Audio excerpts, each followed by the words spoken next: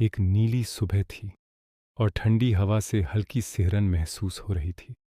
बाहर का वातावरण जितना शांत और सामान्य था, अंदर का माहौल उतना ही बेचैन और असामान्य था। एक छोटे से कमरे में 28 पुरुष फंसे हुए थे। उनके चेहरों पर थकान, चिंता और डर के निशान साफ दिख रहे थे। यहाँ हर कोई अपने अपने विचारों में खोया हुआ था। कोई अपने परिवार को याद कर रहा था, कोई अपने घर लौटने के लिए तरस रहा था और कोई बस यही सोच रहा था कि अगले दिन क्या होगा। वे यहाँ क्यों थे? उनका कोई अपराध नहीं था। उन्होंने कोई हिंसा नहीं की थी, कोई चोरी नहीं की थी। फिर भी उनकी जिंदगी को आईसी के हिरासत केंद्र की चार दीवारी में जकड़ दिया गया था। उनके पास इंतजार करने के अलावा कोई और विकल्प नहीं था। शुरुआत में सबको लगा कि यह बस कुछ ही दिनों की बात होगी, पर दिन हफ्तों में बदले, हफ्ते महीनों में, और फिर सालों का एक लंबा सिलसिला शुरू हो गया। हर सुबह एक ही सवाल उठता था, क्या आज कोई फैसला आएगा? हर कोई अपने डर और उम्मीद के बीच लगातार जूझ रहा था। दिन बीतते गए लेकिन उनकी सुनवाई करने वाला कोई नहीं था। हर दिन की शुरुआत और अंत एक जैसे ही होते थे। एक अंधकारमय कमरे में सीमित जगह, सीमित भोजन और बहुत ही सीमित उम्मीद के साथ। शुरुआत में ज्यादातर लोग चुप रहते थे। वे बस अपने अपने कमरों में बैठकर सोचते रहते। लेकिन धीरे धीरे उन्होंने एक दूसरे से बात करना शुरू किया। उन्होंने अपने दर्द, अपने डर और अपनी यादों को एक दूसरे से साझा किया। तुम्हारे घर में सब ठीक हैं? एक ने पूछा। हाँ, लेकिन मुझे उनकी बहुत याद आती है, दूसरे ने जवाब दिया। हर किसी की कहानी अलग थी। कोई अपने छोटे बच्चों को छोड़कर आया था, कोई अपने बूढ़े माता पिता की चिंता में डूबा रहता था और कोई बस अपने खोए हुए सपनों के बारे में सोचता था।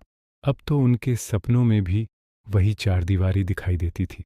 इन छोटी छोटी बातों ने उन्हें थोड़ी राहत तो दी, लेकिन रातें फिर भी बहुत मुश्किल होती थीं। नींद नहीं आती थी और अगर आती भी थी तो डरावने सपनों के साथ आती थी। हर किसी की कहानी अलग थी। कोई अपने छोटे बच्चों को छोड़कर आया था, कोई अपने बूढ़े माता पिता की चिंता में डूबा रहता था और कोई बस अपने खोए हुए सपनों के बारे में सोचता था। अब तो उनके सपनों में भी वही चारदीवारी दिखाई देती थी। समय के साथ निराशा उनके दिलों में घर करने लगी। कई लोग मानसिक रूप से कमजोर होने लगे।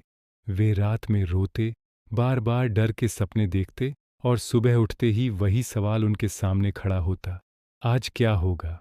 आईसी के नियम इतने जटिल और धीमे थे कि कई बार सुनवाई महीनों तक नहीं होती थी।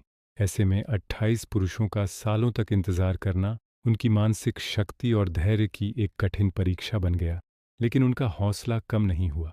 उन्होंने एक दूसरे से कहा, हम हार नहीं मान सकते। हमारे परिवार हमारा इंतजार कर रहे हैं। हम सहेंगे, चाहे कितनी भी मुश्किल क्यों ना आए। उनके दिन छोटी छोटी उम्मीदों के सहारे गुजरते। कभी कभी उन्हें डॉक्टर के पास जाने की अनुमति मिल जाती, तो कभी कभी भोजन में थोड़ी सी बेहतर सुविधा। लेकिन हर छोटे सुधार के साथ एक डर भी बढ़ जाता। क्या अगले महीने भी ऐसा ही होगा? उनकी कहानियों में हर इंसान की अपनी एक दुनिया थी। कोई अपने परिवार की तस्वीरें देखता रहता, तो कोई अपने बच्चों के वीडियो बार बार देखता। किसी ने लिखा, मेरे बच्चे मेरी याद में रोते हैं और मैं यहाँ फंसा हूँ। उनके पास सिर्फ एक दूसरे का साथ था। यही उनके साहस का आधार था, यही उनकी उम्मीद थी। साल बीतते गए और ये 28 पुरुष सिर्फ एक संख्या नहीं रह गए, बल्कि वे जीवन के एक जीवित संघर्ष का प्रतीक बन गए। उनकी कहानी दिखाती है कि कैसे एक सिस्टम, चाहे वह कितना भी बड़ा और जटिल क्यों न हो, मानवता और धैर्य के सामने टिक नहीं सकता। इस कहानी से हमें यह सीख मिलती है कि इंसान की उम्मीद, उसका धैर्य और उसका साहस कभी खत्म नहीं होते। चाहे परिस्थितियां कितनी भी कठिन क्यों न हों, हार मानना कोई विकल्प नहीं होता। उन 28 पुरुषों की तरह अगर हम भी कभी मुश्किलों में फंस जाए, तो हमें लड़ते रहना होगा, अपनी उम्मीद नहीं छोड़नी होगी। आज भी सोचिए, अगर हम कभी उनके जैसी स्थिति में फंस जाए, तो क्या करेंगे? यही उनकी कहानी का सबसे बड़ा सबक है। संघर्ष, उम्मीद और धैर्य से ही इंसान अपनी आज़ादी और ज़िंदगी बचा सकता है। अगर आप इस कहानी से प्रभावित हुए, तो इसे लाइक करें, शेयर करें और हमारे चैनल को सब्सक्राइब करना न भूलें। धन्यवाद।